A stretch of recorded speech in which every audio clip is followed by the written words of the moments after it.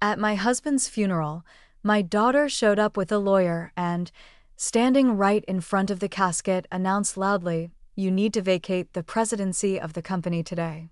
From now on, I'm in charge." She handed me a court order with a smile on her face. I couldn't believe what was happening. August had only been gone for 3 days, and already Stella was making her move. My hands shook as I took the paper from her. The other mourners stared in shocked silence. "Stella, this is your father's funeral," I whispered, my voice breaking. "How could you do this now?" "It's just business, Mother," she replied, her voice cold and hard like her father's used to be during tough negotiations. Dad always said, timing is everything. That same day, when I arrived at the office, security was waiting for me. Our head of security, Marco, who had worked with us for 15 years, couldn't look me in the eyes. I remembered everything I had gone through to build that empire with August, all the late nights, the sacrifices, the clients I had personally secured when we were just starting out. Where had I gone wrong? What monster of a daughter had I created? I hadn't even taken off my morning dress when Stella ordered the employees to escort me out. They packed my personal items in boxes while she watched from August's office, now her office. Our staff looked at me with pity, but no one dared to speak up. "Mrs. Campbell, I'm so sorry," Marco whispered as he walked me to my car. "This isn't right." "It's okay, Marco. You have a family to support," I said, though nothing was okay as I drove away. 30 years of my life remained behind me in that building. 30 years of building something from nothing with August, from the small consulting firm we started in our garage to Campbell Enterprises, now worth millions. 3 days later, I sat in my kitchen staring at old photos, trying to understand how my sweet little girl had turned into this person I didn't recognize. Stella smiling on her 5th birthday, her front tooth missing. Stella graduating from college, her face glowing with pride as August, and I applauded. Stella at her wedding 2 years ago, August walking her down the aisle. My phone rang, interrupting my thoughts. It was Thomas, our family lawyer and August's oldest friend. "Teresa, I need to see you immediately," he said, his voice urgent. "There's something you need to know about August's will and the company." "Stella already showed me the court order, Thomas. She's the majority shareholder now. That's what she thinks. August made some changes before he died. Please come to my office as soon as you can." An hour later, I sat across from Thomas as he explained what August had done. 3 months ago, August came to see me. He was worried about Stella's behavior. He'd noticed changes in her since she married Greg. He thought Greg was influencing her in negative ways, pushing her to demand more control in the company. Thomas slid a folder across his desk. August created a second will and a new company structure. He split the shares. Differently than Stella knows, but how the court order is based on outdated information. Stella doesn't know about these changes. Thomas leaned forward.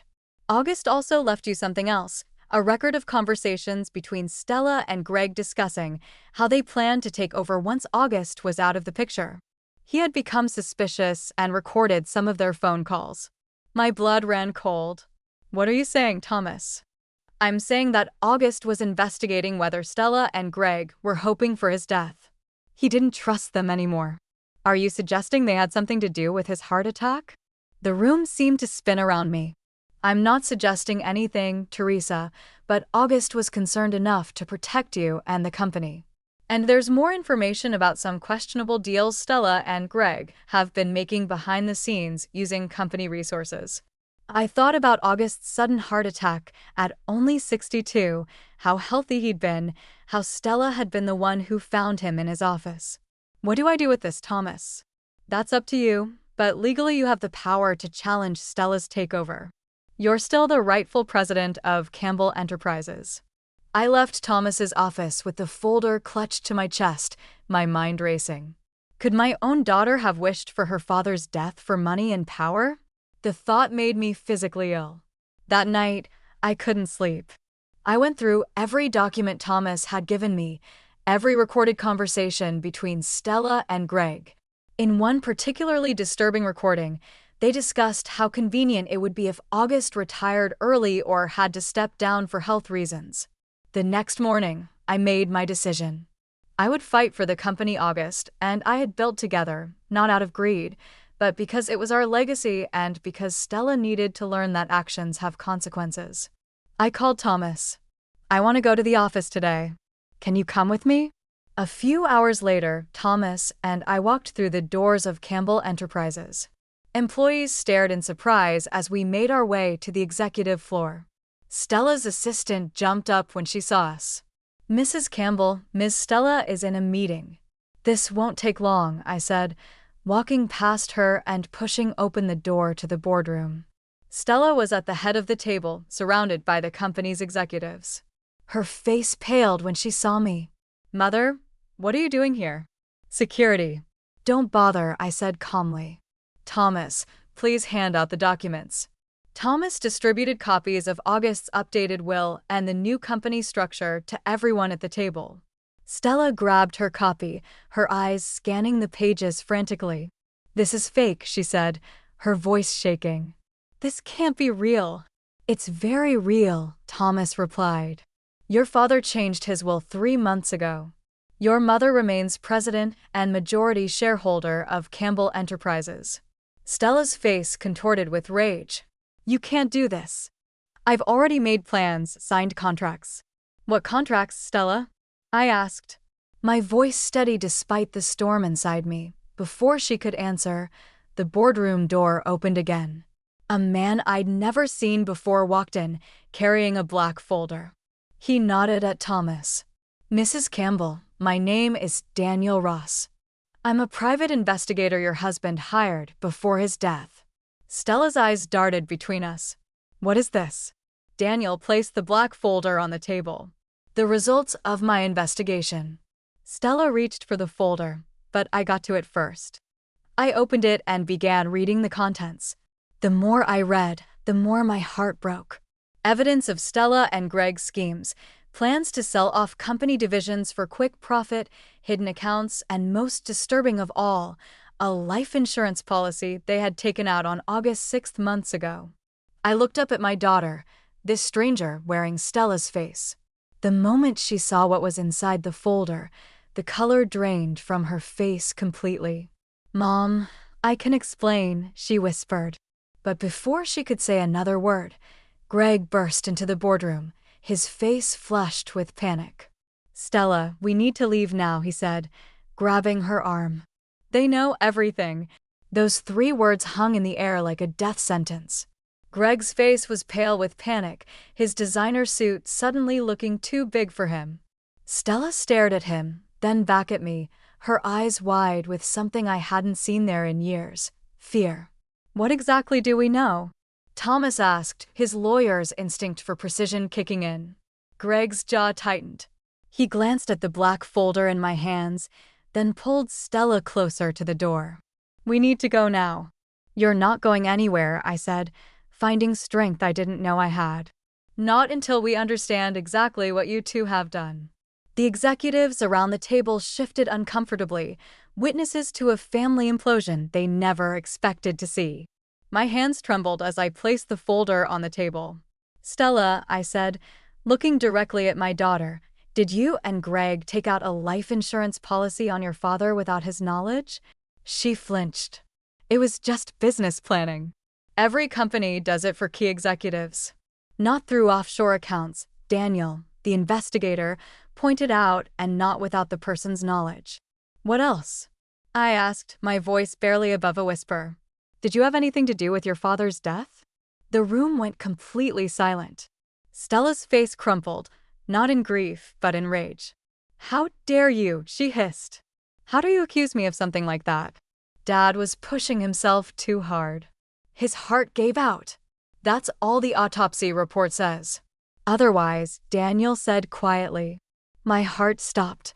What? Daniel pulled another document from his briefcase.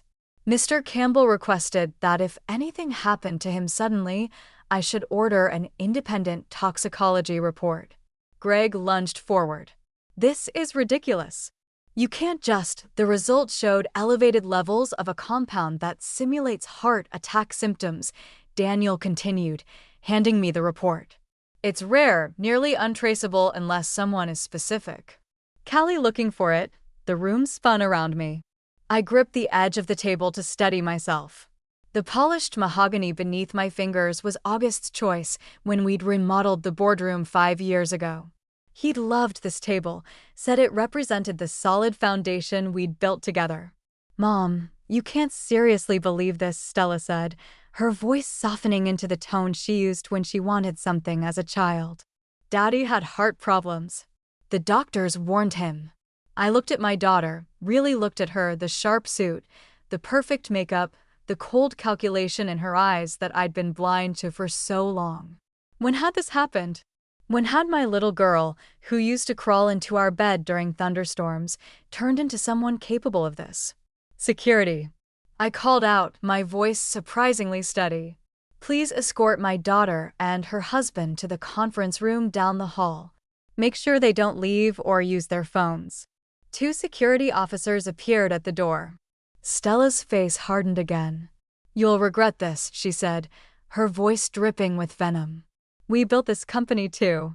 Dad always said I was the future. Your father built this company with me, I corrected her. You were handed opportunities. There's a difference.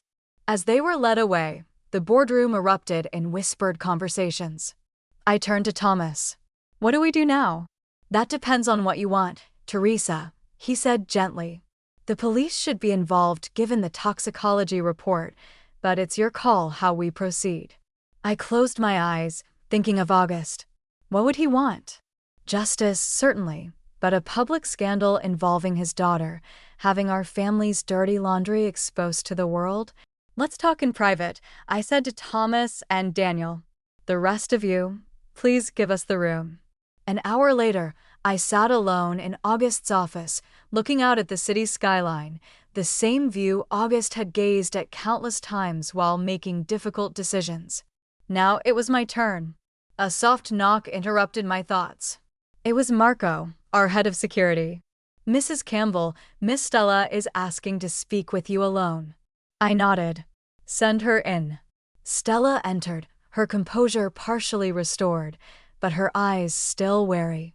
She'd removed her suit jacket, and suddenly she looked younger, more vulnerable. Mom, this has gone too far, she said, sitting across from me. We need to talk, just us.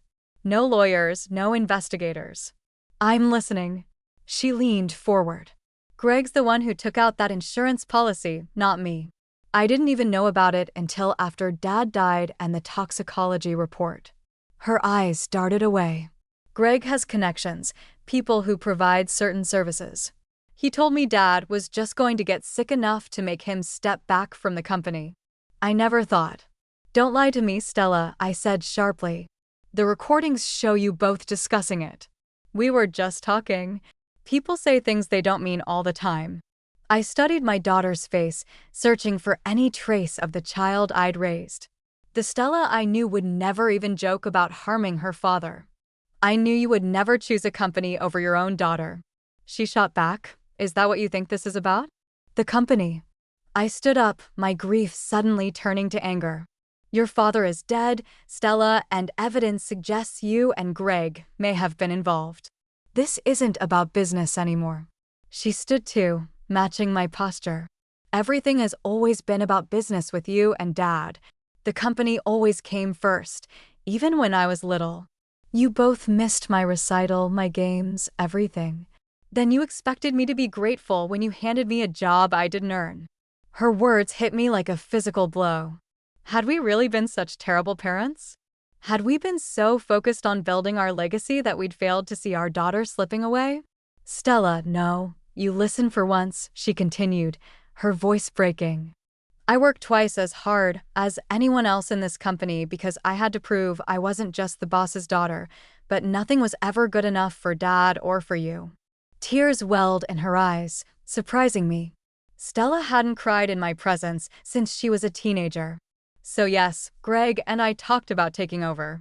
We made plans, but I never wanted Dad dead. Never. She wiped angrily at her tears. Greg told me yesterday that he took care of the problem with Dad. He said I shouldn't ask questions, that it was better this way. My blood ran cold. Are you saying Greg acted alone? I don't know. Maybe he thought he was doing it for us, for our future. Stella's perfect composure had completely crumbled. I loved Dad. You have to believe me. I wanted to believe her. Part of me desperately needed to believe that my daughter wasn't capable of patricide. But the evidence, the recordings, her behavior at the funeral, it all pointed to her involvement. If what you're saying is true, I said slowly, then you need to help us prove it. Tell the police everything you know about Greg's connections. Stella's face paled. I can't do that. You don't understand who these people are, what they're capable of. And you don't understand what I'm capable of when it comes to protecting what August and I built. I replied, a steely resolve forming within me, including protecting you from yourself. I moved to the door and opened it. Greg was being held in another room, but I could see him through the glass walls, pacing like a caged animal. You have a choice to make, Stella, right now. She stared past me at her husband, and something shifted in her expression, fear, doubt, realization. If I help you, she whispered, what happens to me? To the company. That depends on how truthful you are, I said. But I can promise you one thing. If you don't help us, you'll lose everything, not just the company, but your freedom. Stella took a deep breath, then reached into her pocket and pulled out her phone. She unlocked it and handed it to me. There's something you need to see, she said quietly. Something I recorded the night before Dad died. I was going to show him, but I never got the chance. I took the phone, pressed play on the video file she'd opened, and it let my world tilt on its axis as Greg's voice filled the room, calmly explaining exactly how August Campbell would die the next day. I stared at Stella's phone as Greg's voice played through the small speaker. The video showed only darkness, as if the phone had been recording from Stella's pocket or purse, but the audio was perfectly clear. It's already done, Greg was saying to someone. Campbell will be dead by tomorrow afternoon. The compound is undetectable unless they're specifically looking for it, which they won't be. Heart attack, plain and simple. The old man's been working too hard anyway. Everyone will believe it. A second voice responded, a voice I didn't recognize. And you're sure his daughter is on board? Stella. Greg laughed. She knows we need to take control, but she doesn't have the stomach for this part. She thinks we're just going to push him out of the company, force him to retire. Better she doesn't know the details. And the wife, Teresa's not a problem. Without August, she's nothing, just a charity socialite who got lucky marrying the right guy. Stella will handle her. The recording continued for another minute, detailing payment, assurances about leaving no trail. Then it ended. I looked up at Stella, whose face was streaked with tears. When did you record this? I asked, my voice trembling. The night before Dad died. Greg said he was having a business meeting at our house, but I was suspicious. He'd been acting strange for weeks, taking calls in private, meeting people he wouldn't tell me about. She wrapped her arms around herself. I left my phone recording and went out. When I came back and listened to this, her voice broke. I was going to show Dad the next morning, warn him, but I overslept, and by the time I got to the office, he was already dead. I finished for her. Why didn't you come to me then or go to the police? Stella looked away. I was scared and confused. Part of me couldn't believe Greg would actually go through with it. Then when Dad was really gone, I panicked. Greg told me we needed to move quickly to secure the company before you took control. So you showed up at your father's funeral with a lawyer and a court order? The pain of that moment rushed back. You smiled while handing me those papers. Stella flinched. I know. I was trying to convince myself this was what Dad would have wanted, me taking over, continuing his legacy. And Greg kept saying if we didn't move fast, everything Dad built would be lost. I set the phone down carefully, as if it might explode. We need to give this to the police right now. Stella's eyes widened in fear. You don't understand. These people Greg was working with, they're dangerous. If they find out I recorded this, more dangerous than being an accessory to murder? I asked sharply. She recoiled as if I'd slapped her. Perhaps I had, with words instead of hands. I picked up the office phone and called Thomas in the conference room. Bring Daniel and come to my office now and call the police. While we waited, I looked at my daughter, really. I looked at her, the perfectly styled hair, the expensive clothes, the manicured nails. But beneath all that, I saw something I'd missed before, a terrified young woman who'd gotten in too deep and didn't know how to escape. Why Stella? I asked softly. Was the company that important to you? Was waiting for your inheritance too much? She wouldn't meet my eyes. It wasn't about the money, not really. Then what? Recognition, she whispered. Dad never saw me, really saw me. He'd pat me on the head for small accomplishments, but never trusted me with anything important. When I married Greg, he finally seemed to take me seriously. Greg made me feel powerful. An uncomfortable recognition stirred within me. Hadn't I felt the same when I'd met August all those years ago? A brilliant, charismatic man who'd made me feel seen in ways no one else had. Your father loved you, I said, feeling the need to defend August. He was hard on you because he wanted you to be strong. He was hard on me because he never thought I was good enough, Stella countered. The company is in turmoil, and you and I trailed off, not sure how to define what we were now. Stella moved to the mantel, looking at the family photos arranged there. She picked up one from her graduation day, August beaming with pride, his arm around her shoulders. I miss him, she whispered. I keep thinking about all the things I never said to him, all the times I was too busy or too proud to call him back. I poured 2 glasses of whiskey, August's favorite, and handed one to her. He knew you loved him, Stella, despite everything. She took the glass, her hand trembling slightly. Did he? I took a sip, letting the amber liquid burn away some of my exhaustion. Your father wasn't perfect, neither was I. We made mistakes raising you, focused too much on the business sometimes, but we were always proud of you, even now. Her voice was small, childlike. Before I could answer, my phone rang. Thomas's name flashed on the screen. Teresa, turn on the news now. I grabbed the remote and switched on the television. Breaking news banners scrolled across the screen as the reporter's voice filled the room. Shocking development in the murder of business tycoon August Campbell. Police have confirmed that Gregory Parker, who was arrested earlier today for his involvement in Campbell's death, has been found dead in his holding cell. Initial reports suggest suicide, but sources close to the investigation tell us. Stella's whiskey glass shattered on the floor as she stared at the screen in horror. Greg is dead. My phone buzzed with another incoming call, an unknown number. Against my better judgment, I answered and put it on speaker. Teresa Campbell, the voice was distorted, unrecognizable. You think this is over because Parker is dead? You have no idea what's coming for you and your daughter. No idea at all. The phone slipped from my fingers, clattering to the floor. Stella and I stared at each other, the threatening voice still echoing in the silent room. Mom? Stella's voice trembled. What's happening? Not like you. You were his perfect partner. I almost laughed at the irony. Is that what you thought? That I was the favorite? Your father criticized me constantly behind closed doors. He second-guessed every decision I made. He was proud of you in ways he never was of me. That's not true, she said, but doubt had crept into her voice. Before I could respond, Thomas and Daniel entered the office. I handed Daniel the phone. Stella recorded Greg confessing to planning August's murder.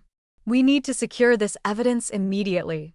Daniel nodded, already pulling out evidence bags from his briefcase.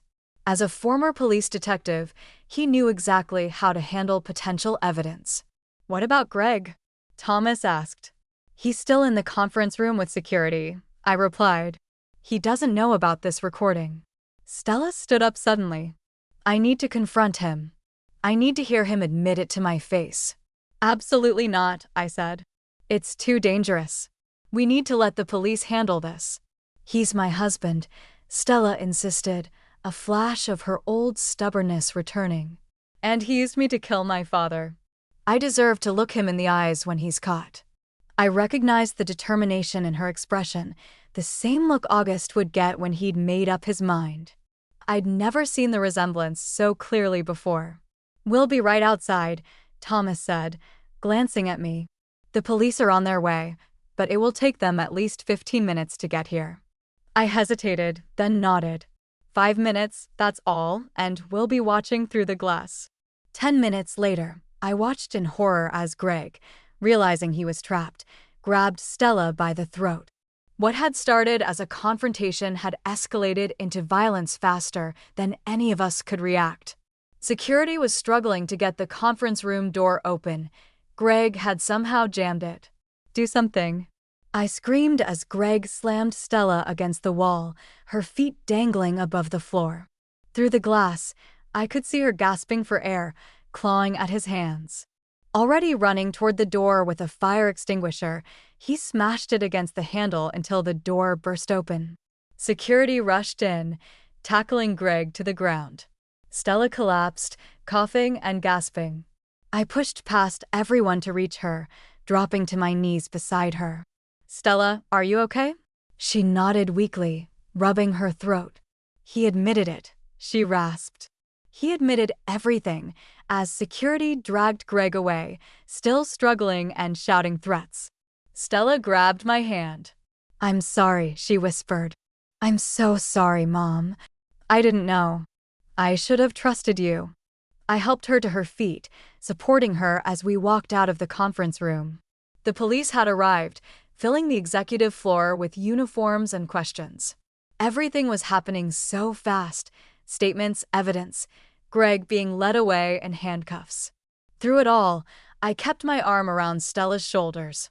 Whatever she had done, whatever mistakes she had made, she was still my daughter, and we had both been manipulated by men who thought they knew what was best for us.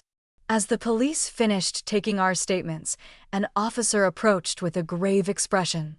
Mrs. Campbell, Miss Campbell, we need to talk to you about something urgent, she said. We've been looking into Mr. Parker's financial records and communications. This goes deeper than just your husband's murder. What do you mean? I asked. The officer glanced at Stella. We found communications between your son-in-law and James Whitmore. The name hit me like a physical blow. James Whitmore, August's oldest business rival, the man who had tried to destroy our company multiple times over the years. Whitmore? Stella's voice was still from Greg's attack. What does he have to do with this? The officer's expression darkened. Everything, it seems.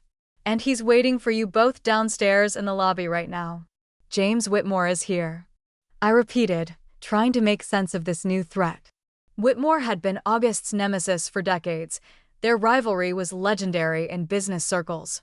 They'd started out as partners before a bitter falling out 30 years ago, and Whitmore had spent years trying to undermine Campbell Enterprises. He's demanding to speak with both of you, the officer explained. Says he has information critical to the investigation. Stella's hand found mine, her fingers cold and trembling. Mom, I can't face him, not now. I squeezed her hand. We face him together. The elevator ride down to the lobby felt endless. Stella leaned against the wall, still shaken from Greg's attack. The red marks on her throat were darkening into bruises. Despite everything she'd done, my heart ached for her. What do you think he wants? She whispered. I don't know, I admitted, but Whitmore never makes a move without calculating all the angles. Be careful what you say to him. The doors opened to reveal our company's marble lobby. James Whitmore stood by the reception desk, impeccably dressed in a tailored suit. Despite being well into his 70s, his silver hair was slicked back, his posture rigid and commanding. As we approached, his eyes cold and assessing, Teresa, he said with a nod, Stella, quite the dramatic day you're having. What do you want? James, I asked, not bothering with pleasantries. The police say you've been communicating with Greg Parker. Whitmore smiled thinly. Direct as always. Yes, your son-in-law approached me about 6 months ago with an interesting proposition. He suggested that with August out of the picture, Campbell Enterprises would be vulnerable to acquisition. Stella stiffened beside me. You were planning to take over our company? Planning? My dear, I've been orchestrating this for years. Whitmore gestured toward the seating area. Shall we sit? This will take some explaining. We moved to the cluster of leather chairs. Two police officers positioned themselves nearby, watching us carefully. Your husband, Whitmore said, looking directly at me, was always one step ahead of me. Every time I thought I'd finally outmaneuvered him, August would pull something brilliant out of thin air. It was frustrating. So you decided to have him killed? I asked, my voice dangerously quiet. Whitmore laughed, a sharp, humorless sound. Teresa, please. I'm a businessman, not a murderer. When Greg Parker approached me about helping with the transition of power at Campbell Enterprises, I played along to see where it would lead. I recorded every conversation, documented every meeting. He reached into his suit jacket and pulled out a small flash drive, which he placed on the coffee table between us. What's that? Stella asked. Insurance, Whitmore replied. When it became clear that Parker was planning something more permanent than forcing August into retirement, I distanced myself from the operation, but I kept the evidence. I stared at the tiny drive. Why would you help us? You've spent decades trying to destroy what August and I built. Whitmore's expression softened slightly. August was my rival, not my enemy. There's a difference. I wanted to beat him in business, fair and square, not this. He gestured vaguely toward the upper floors where Greg had been arrested. I don't believe you, Stella said flatly. This has to be another angle you're playing. Believe what you want, Whitmore replied with a shrug, but the evidence on that drive corroborates your recording and adds details about who else was involved. The police will find it very interesting. I picked up the flash drive, turning it over in my fingers. What do you want in return, James? You've never given anything away for free. He smiled, a genuine smile that transformed his austere face. Smart woman. August always said you were the real brains of the operation. He said that. I couldn't hide my surprise. Many times, Whitmore leaned forward. What I want is simple, a merger, not a hostile takeover, but a true partnership between Whitmore Industries and Campbell Enterprises. The combined company would be unstoppable. Stella scoffed. After everything that's happened, you expect us to just hand over half our company to you? Not hand over, Whitmore corrected. Share. And not. To me, I'm retiring next year. My daughter Caroline would be co-CEO with you, Stella. Stella looked stunned. Assuming you're not implicated in your father's murder, Whitmore added coolly, the evidence I have suggests you were merely a pawn in your husband's game, but that's for the courts to decide. I studied James Whitmore's face, trying to see beyond the practiced business mask. Why now, James? Why not approach us with this merger idea years ago? August would never have agreed to it, he said simply. His pride wouldn't allow it. But you, Teresa, you've always been more practical. And with Parker's plot exposed, both our companies are vulnerable.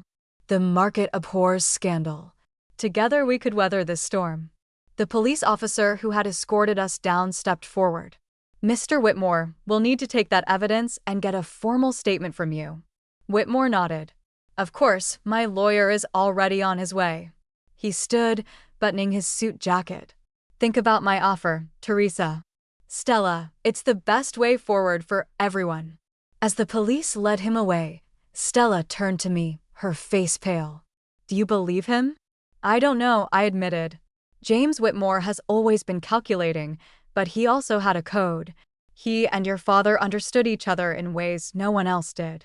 Could you really consider a merger with Whitmore Industries? After everything? I sighed, suddenly feeling the weight of the day's events. Right now, I'm more concerned about keeping you out of prison. Stella flinched. Do you think I'll be charged as an accomplice? I don't know, I repeated. The recording helps show you weren't directly involved in planning your father's murder, but you still moved against me after his death, used falsified documents to take control of the company.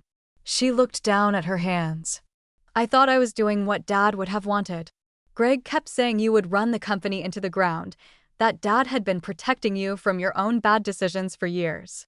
The casual cruelty of that lie stung. And you believed him? I wanted to believe him, she corrected softly. It was easier than admitting Dad had been right about Greg all along. He never trusted him, you know. I know. August had shared his concerns with me many times, but we respected your choice. Maybe we shouldn't have. A tear slid down Stella's cheek. I've made such a mess of everything. Before I could respond, Thomas approached with Daniel and several police officers. Teresa, Stella, the detective in charge wants to take you both downtown for formal statements. I'll accompany you. The next several hours passed in a blur of sterile rooms, repeated questions, and legal terminology.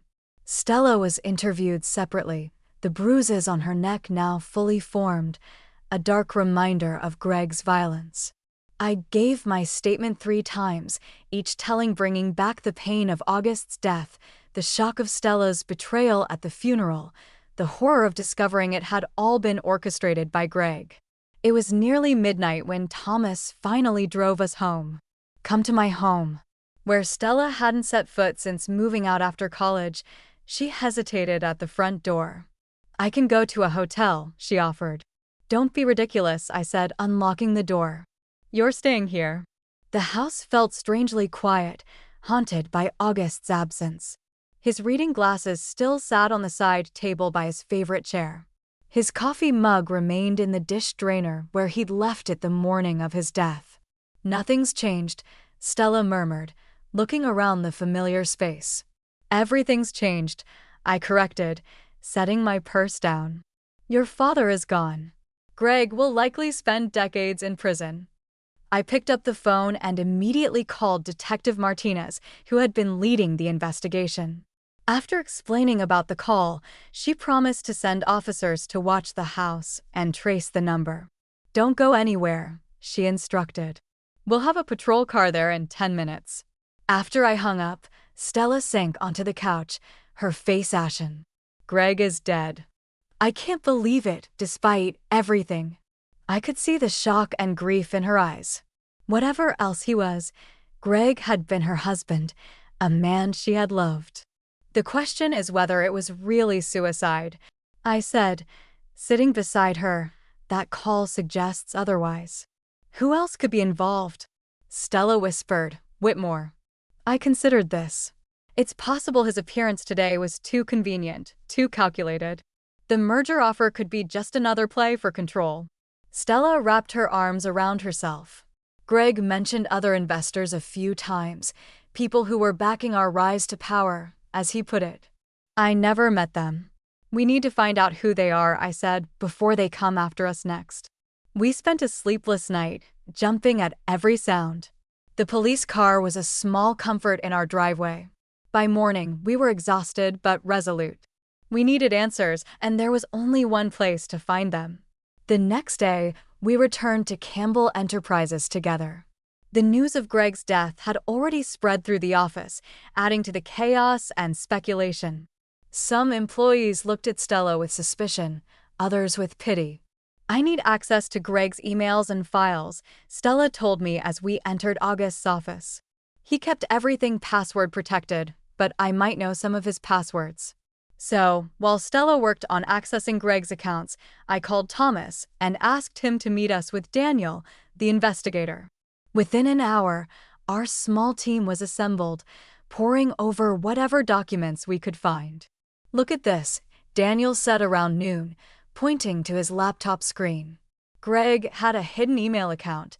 He was communicating with someone using only initials, JW. James Whitmore, Stella said immediately. Maybe Daniel agreed, but look at the dates. Some of these emails go back 2 years, and they reference meetings that took place at locations where Whitmore was known to be elsewhere. So either Whitmore was using a proxy, I suggested, or JW is someone else. There's a recurring mention of something called the Ember Rise Project, Thomas noted, scanning through the emails. Does that mean anything to either of you? Stella and I both shook our heads. Wait, I said suddenly, a memory surfacing. Ember Rise, August mentioned something about Ember Rise maybe a week before he died. I thought he was talking about the city, about opening a new office there. Daniel typed rapidly. Let me cross-reference this with the financial records we subpoenaed from Greg's accounts. There's a series of payments from a shell company called Emberise Holdings LLC. The pieces were starting to come together, but we were still missing something crucial. Who was behind Emberise Holdings? Who had called and threatened us last night? The answer came from an unexpected source. Marco, our head of security, knocked on the door, his expression grave. Mrs. Campbell, you need to see this. Our surveillance team just sent it over. He placed a tablet on the desk, showing security footage from the building's parking garage. The timestamp showed 2:13 a.m. last night. A figure in dark clothing moved. I edged through the shadows toward August's reserved parking space, which I had continued to use. A person bent down near my car, then hurried away. We found this attached to your car's undercarriage, Marco said, placing a small black device on the desk. It's a tracking device, high-end military grade. Who would have access to this kind of equipment? Stella asked. Marco hesitated. Very few people outside of government agencies or private military contractors, Daniel finished for him. Like the kind that Jason Whitmore runs. Jason Whitmore? I repeated. James's son. Daniel nodded. Former Special Forces. Started a security consulting firm after leaving the military. The kind that operates in gray areas. But Whitmore said his daughter Caroline would co-run the merged company, Stella pointed out. Why would his son be involved?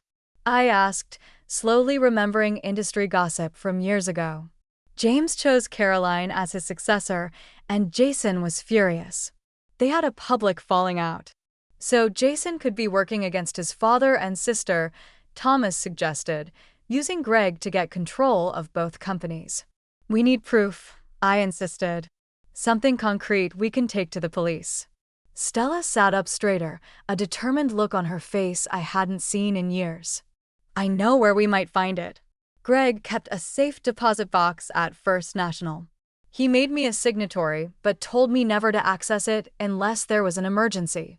This qualifies, I said grimly.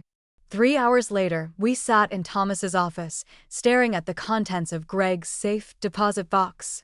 Documents, USB drives, and a small recorder lay spread across the table, evidence not just of his involvement in August's murder, but of Jason Whitmore's master plan to eliminate both company patriarchs and seize control of the merged entity. It's all here, Thomas said, shuffling through the paper's names, dates, payments.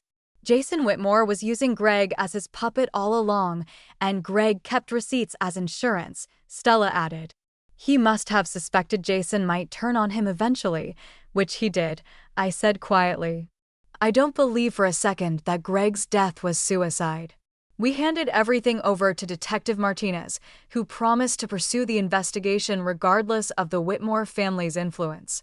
Within days, Jason Whitmore was arrested along with 3 associates. James Whitmore publicly disowned his son and withdrew his murder offer, seemingly horrified by Jason's actions. 1 month later, Stella and I stood at August's grave. The spring sun warmed our shoulders as we placed fresh flowers against the headstone. He would be proud of you, I told Stella, standing up to Jason, helping bring him to justice. She shook her head. I don't know about that. I still made terrible choices. I still believed Greg over my own family. We all make mistakes, I said, taking her hand. What matters is how we fix them. Stella had moved back home temporarily while we worked to rebuild both our relationship and the company.